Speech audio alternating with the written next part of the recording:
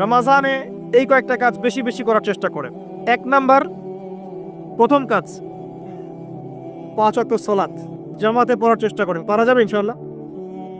খুব কঠিন কিছু বললাম ভাই?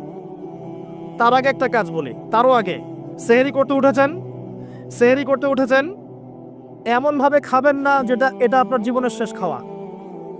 এমনভাবে খাবেন না আল্লাহর ওয়াস্তে। এই জায়গায় আপনি খাওয়া নিয়ন্ত্রণ করতে না পারলে প্রবৃত্তিকে নিয়ন্ত্রণ করতে পারবেন না।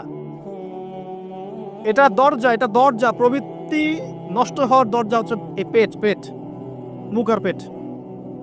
যে পেটের দাস সে প্রবৃত্তিকে নিয়ন্ত্রণ করতে পারবে না।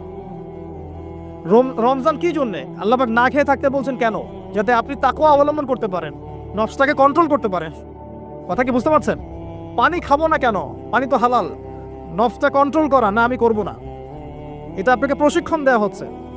আত্মার নিয়ন্ত্রণের প্রশিক্ষণ দেওয়া হয় রমজান মাস। এটাই তো তাকওয়া। তাকওয়া মানে কি? এই যে একটা মরুভূমি মনে করেন, বা সমুদ্রের বিচ মনে করেন, কক্সবাজার সমুদ্রের বিচ, এখানে অনেকগুলো কাঁচের টুকরা রাখা আছে, কাঁচের টুকরা ফেলে দেওয়া আছে। আপনি হেঁটে হেঁটে যাচ্ছেন, পা ফেলছেন, টিপে টিপে পা ফেলছেন, এখানে একটা, ওখানে একটা, ওখানে একটা। এটা তাকওয়া। এইভাবে চলার নাম তাকওয়া। এটা এক্সাম্পল।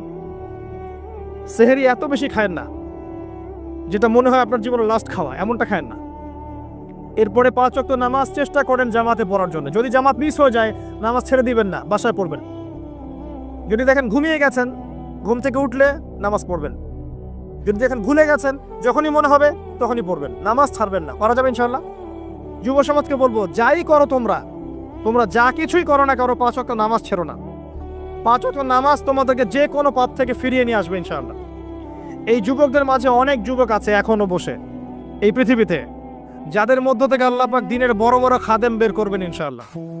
কাদেরকে বের করবেন? যাদের অন্তরে আল্লাহ পাক স্বচ্ছতা দেখবেন, পবিত্রতা দেখবেন, এদেরকে বের করবেন।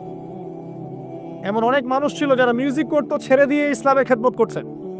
এমন অনেক মানুষ ছিল যারা জেনা করেছে, পরে ফিরে এসে আল্লাহর দিনে দায়ী হয়েছে।